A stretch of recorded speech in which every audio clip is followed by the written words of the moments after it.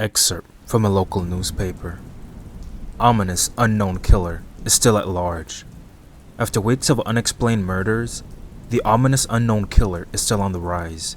After little evidence has been found, a young boy states that he survived one of the killer's attacks and bravely tells his story. "I had a bad dream and I woke up in the middle of the night," says the boy. "I saw that, for some reason, the window was open, even though I remember it being closed before I went to bed. I got up and shut it once more. Afterwards, I simply crawled under my covers and tried to get back to sleep. That's when I had a strange feeling, like someone was watching me. I looked up and nearly jumped out of my bed. There, in the little ray of light, illuminating from between my curtains, were a pair of two eyes. These weren't regular eyes. They were dark, ominous eyes. They were bordered in black and just plain out terrified me. That's when I saw his mouth, a long, horrendous smile that made every hair on my body stand up. The figure stood there, watching me. Finally, after what seemed like forever, he said it, a simple phrase, but said in a way only a madman could speak. He said, "Go to sleep." I let out a scream. That's what sent him at me. He pulled up a knife, aiming at my heart. He jumped on top of my bed. I fought him back. I kicked, I punched, I rolled around, trying to knock him off me. That's when my dad busted in. The man threw the knife. It went into my dad's shoulder. The man probably would have finished him off if one of the neighbors hadn't alerted the police. They dove into the parking lot and ran towards the door. The man turned and ran down the hallway. I heard a smash, like glass breaking. As I came out of my room, I saw the window that was pointing towards the back of my house was broken. I looked out it to see him vanish into the distance. I can tell you one thing. I will never forget that face. Those cold, evil eyes, and that psychotic smile, they will never leave my head. Police are still on the look for this man. If you see anyone that fits the description in this story, please contact your local police department. Jeff and his family had just moved into a new neighborhood. His dad had gotten a promotion at work, and they thought it would be best to live in one of those fancy neighborhoods. Jeff and his brother Lou couldn't complain though. A new, better house, what was not to love? As they were getting unpacked, one of their neighbors came by.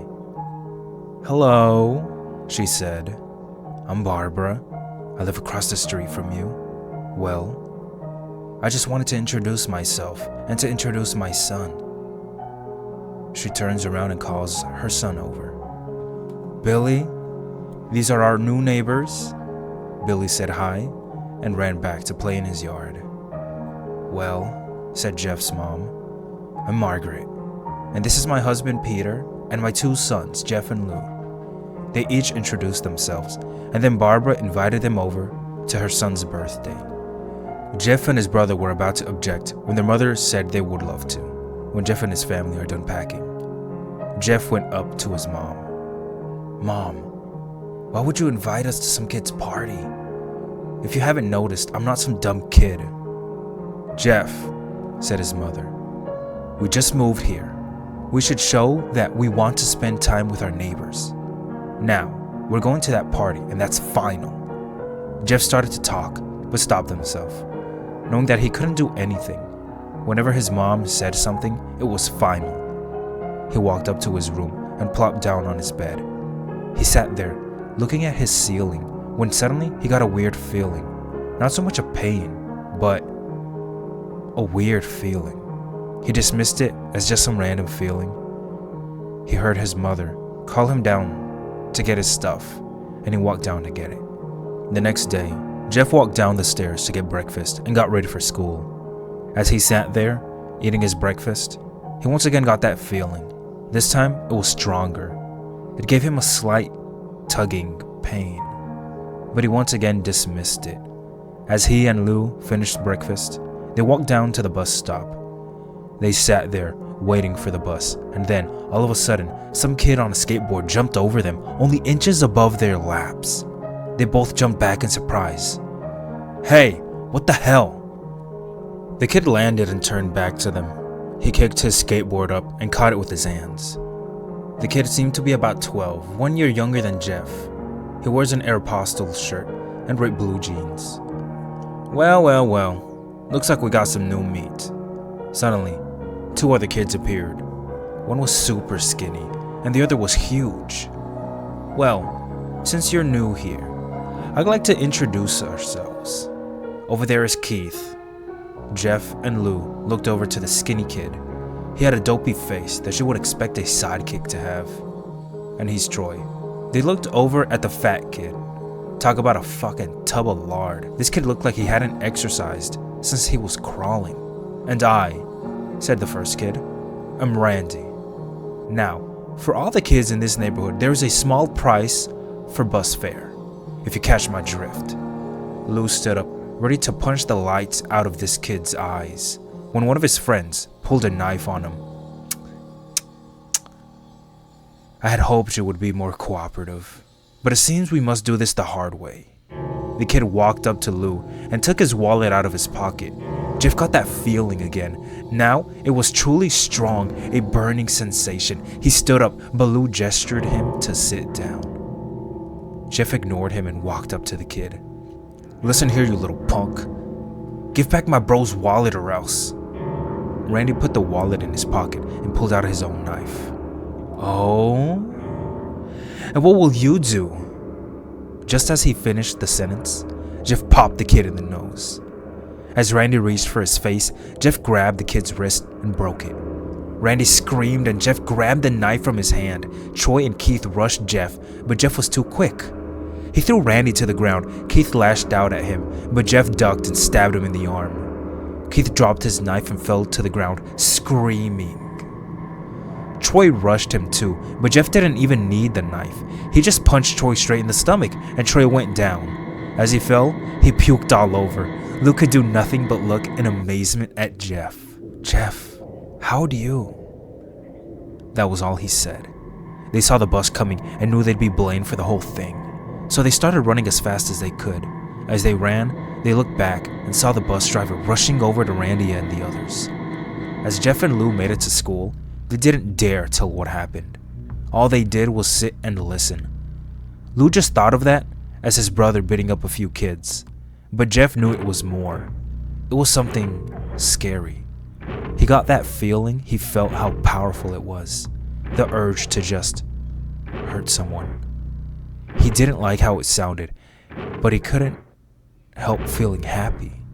He felt that strange feeling go away and stay away for the entire day of school. Even when he walked home due to the whole thing near the bus stop, and how he probably wouldn't be taking the bus anymore, he felt happy. When he got home, his parents asked him how his day was, and he said, in a somewhat ominous voice, "It was a wonderful day." The next morning, he heard a knock at his front door. He walked down to find two police officers at the door, his mother looking back at him with an angry look. "Jeff, these officers tell me that you attacked 3 kids, that it wasn't regular fighting, and that they were stabbed. Stabbed, son!" Jeff's gaze fell to the floor, showing his mother that it was true. "Mom, they were the ones who pulled the knives on me and Lou." "Son," said one of the cops, "we found 3 kids, 2 stabbed, one having a bruise on his stomach, and we have witnesses proving that you fled the scene. Now, what does that tell us?" Jeff knew it was no use. He could say him and Lou had been attacked, but then there was no proof it was not them who attacked first. They couldn't say that they weren't fleeing, because truth be told, they were. So Jeff couldn't defend himself or Lou. "Son, call down your brother." Jeff couldn't do it, since it was him who beat up all the kids. "Sir, it was me. I was the one who beat up the kids." Lou tried to hold me back, but he couldn't stop me. The cop looked at his partner, and they both nod. "Well, kid, looks like a year in juvie." "Wait," says Lou. They all looked to see him holding a knife. The officers pulled their guns and locked them on Lou. It was me. I beat up those little punks. Have the marks to prove it." He lifted up his sleeves to reveal cuts and bruises as if he was in a struggle. "Son, "Just put the knife down," said the officer. Lou held up the knife and dropped it to the ground. He put his hands up and walked over to the cops. "No, Lou, it was me. I did it." Jeff had tears running down his face. Huh. Poor bro. Tried to take the blame for what I did. Well, take me away. The police led Lou out to the patrol car. "Lou, tell them it was me. Tell them! I was the one who beat up those kids." Jeff's mother put her hands on his shoulders. "Jeff, please. You don't have to lie. We know it's Lou. You can stop." Jeff watched helplessly as the cop car speeds off with Lou inside. A few minutes later, Jeff's dad pulled up into the driveway, seeing Jeff's face and knowing something was wrong. "Son, what is it?" Jeff couldn't answer. His vocal cords were strained from crying. Instead, Jeff's mother walked his father inside to break the bad news to him as Jeff wept in the driveway. After an hour or so, Jeff walked back into the house, seeing that his parents were both shocked, sad, and disappointed. He couldn't look at them. He couldn't see how they thought of Lou when it was his fault. He just went to sleep, trying to get the whole thing off his mind. 2 days went by with no word from Lou at JDC. No friends to hang out with. Nothing but sadness and guilt. That is until Saturday, when Jeff is woken up by his mother with a happy, sunshiny face. "Jeff, today's the day," she said as she opened up the curtains and let the lights flood into the room. "What? What's today?" asked Jeff as he stirs awake. "Why, it's Billy's party!" He was now fully awake. "Mom, you're joking, right? You don't expect me to go to some kid's party after..." There was a long pause. "Jeff, we both know what happened. I think this party could be the thing that brightens up the past days. Now, get dressed." Jeff's mother walked out of the room and downstairs to get herself ready. He fought himself to get up. He picked out a random shirt and a pair of jeans and walked downstairs. He saw his mother and father all dressed up. His mother in a dress and his father in a suit. He thought, why would they ever wear such fancy clothes to a kid's party? "Son, is that all you're gonna wear?" said Jeff's mom. "Better than wearing too much," he said. His mother pushed down the feeling to yell at him and hit it with a smile. "Now, Jeff, we may be overdressed, but this is how you want to go if you want to make an impression," said his father. Jeff grunted and went back up to his room. "I don't have any fancy clothes," he yelled downstairs. "Just pick out something," called his mother. He looked around in his closet for what he could call fancy. He found a pair of black dress pants he had for special occasions and an undershirt. He couldn't find a shirt to go with it though. He looked around and found only striped and patterned shirts, none of which go with dress pants. Finally, he found a white hoodie to put it on. "You're wearing that?" they both said. His mother looked at her watch. "Oh, no time to change. Let's just go," she said as she herded Jeff and his father out the door. They crossed the street over to Barbara and Billy's house. They knocked on the door, and it appeared that Barbara, just like his parents, way overdressed. As they walked inside, all Jeff could see were adults, no kids. "The kids are out in the yard, Jeff. How about you go and meet some of them?" said Barbara. Jeff walked outside to a yard full of kids. They were running around in weird cowboy costumes and shooting each other with plastic guns. He might as well be standing in a Toys R Us. Suddenly, a kid came up to him and handed him a toy gun and a hat. "Hey, wanna play?" he said. No kid. I'm way too old for this stuff." The kid looked at him with that weird puppy dog face. "Please," said the kid. "Fine," said Jeff. He put on the hat and started to pretend to shoot at the kids. At first, he thought it was totally ridiculous, but then he started to actually have fun. It might not have been super cool, but it was the first time he had done something that took his mind off of Lou.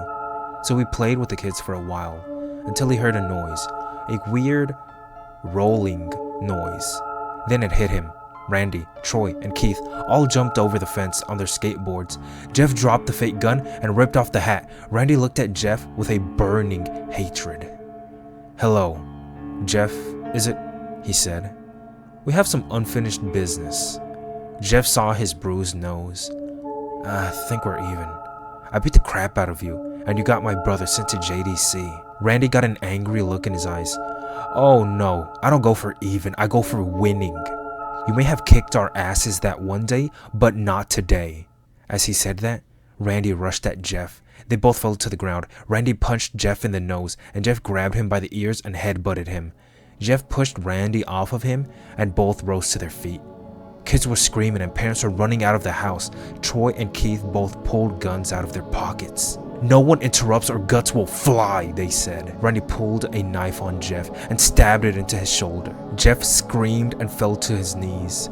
Randy started kicking him in the face. After 3 kicks, Jeff grabs his foot and twists it, causing Randy to fall to the ground. Jeff stood up and walked towards the back door. Troy grabbed him. "Need some help?" He picks Jeff up by the back of the collar and throws him through the patio door. As Jeff tries to stand, he is kicked down to the ground. Randy repeatedly starts kicking Jeff until he starts to cough up blood. "Come on, Jeff, fight me." He picks Jeff up and throws him into the kitchen. Randy sees a bottle of vodka on the counter and smashes the glass over Jeff's head. "Fight!" He throws Jeff back into the living room. "Come on, Jeff, look at me." Jeff glances up, his face riddled with blood. "I was the one who got your brother sent to JDC, and now you're just gonna sit there and let him rot in there for a whole year? You should be ashamed." Jeff starts to get up. "Oh, finally, you stand and fight." Jeff is now at his feet, blood and vodka on his face. Once again, he gets that strange feeling, the one in which he hasn't felt for a while. "Finally, he's up," says Randy, as he runs at Jeff. That's when it happens. Something inside Jeff snaps. His psyche is destroyed. All rational thinking is gone. All he can do is kill. He grabs Randy and power drives him to the ground. He gets on top of him and punches him straight in the heart. The punch causes Randy's heart to stop. As Randy gasps for breath, Jeff hammers down on him, punch after punch. Blood gushes from Randy's body until he takes one final breath and dies. Everyone is looking at Jeff now. The parents, the crying kids, even Troy and Keith, although they easily break from their gaze and point their guns at Jeff. Jeff sees the guns trained on him and runs to the stairs. As he runs, Troy and Keith let out fire on him, each shot missing. Jeff runs up the stairs. He hears Troy and Keith follow up behind. As they let out their final round of bullets, Jeff ducks into the bathroom. He grabs a towel rack and rips it off the wall. Troy and Keith race in, knives ready. Troy swings his knife at Jeff, who backs away and bangs the towel rack into Troy's face. Troy goes down hard, and now all that's left is Keith. He is more agile than Troy though, and ducks when Jeff swings the towel rack. He dropped the knife and grabbed Jeff by the neck. He pushed him into the wall. A thing of bleach fell down on top of him from the top shelf. It burnt both of them, and they both started to scream. Jeff wiped his eyes as best he could. He pulled back the towel rack and swung it straight into Keith's head. As he lay there, bleeding to death, he let out an ominous smile. "What's so funny?" asked Jeff. Keith pulled out a lighter and switched it on. "What's funny," he said, "is that you're covered in bleach and alcohol." Jeff's eyes widened as Keith threw the lighter at him.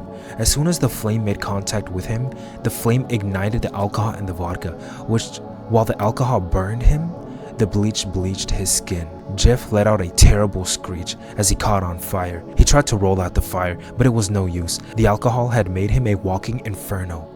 He ran down the hall and fell down the stairs. Everybody started screaming as they saw Jeff, now a man on fire, drop to the ground nearly dead. The last thing Jeff saw was his mother and the other parents trying to extinguish the flame. That's when he passed out. When Jeff woke, he had a cast wrapped around his face. He couldn't see anything, but he felt a cast on his shoulder and stitches all over his body. He tried to stand up, but he realized that there was some tube in his arm, and when he tried to get up, it fell out, and a nurse rushed in.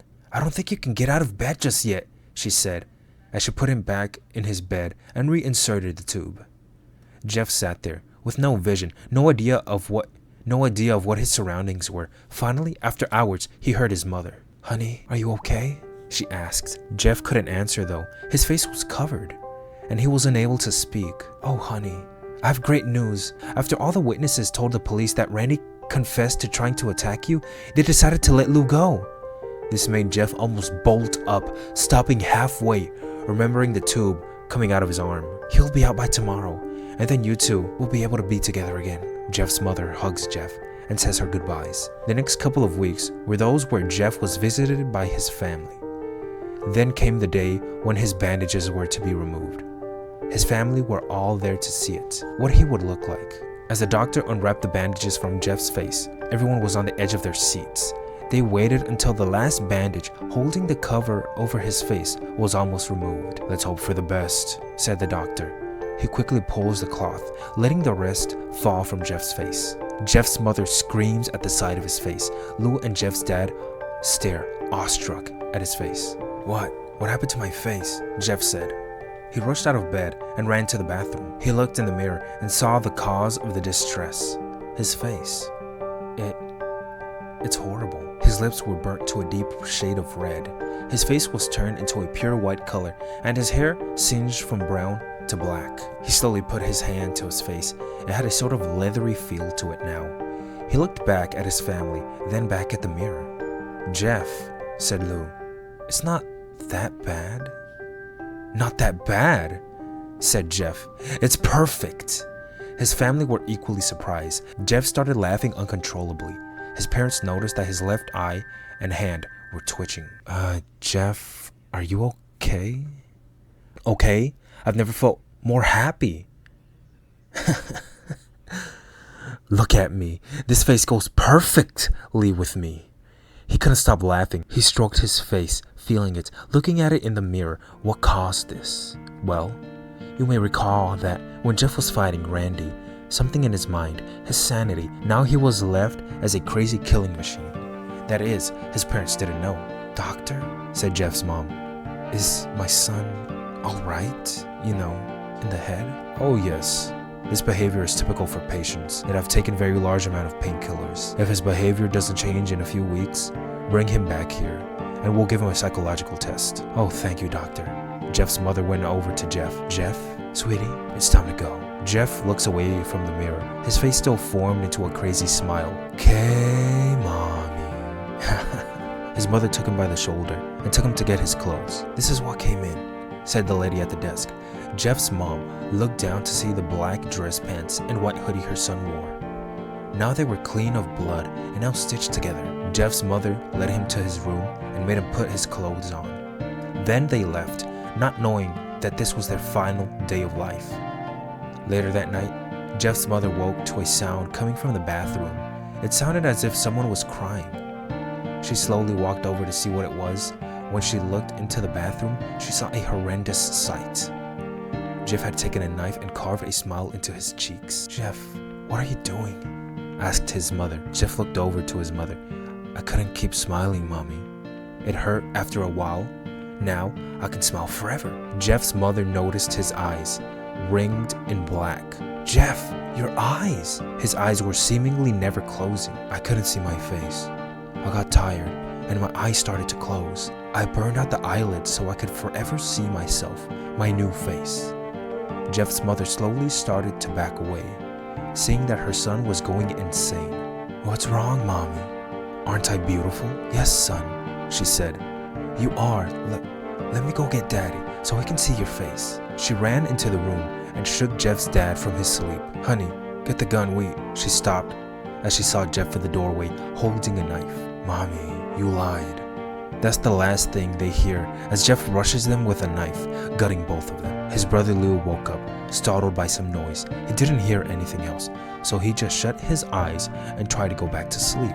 As he was on the border of slumber, he got the strangest feeling that someone was watching him. He looked up before Jeff's hand covered his mouth. He slowly raised the knife, ready to plunge it into Lou. Lou thrashed here and there, trying to escape Jeff's grip. "Shh," Jeff said. "Just go to sleep."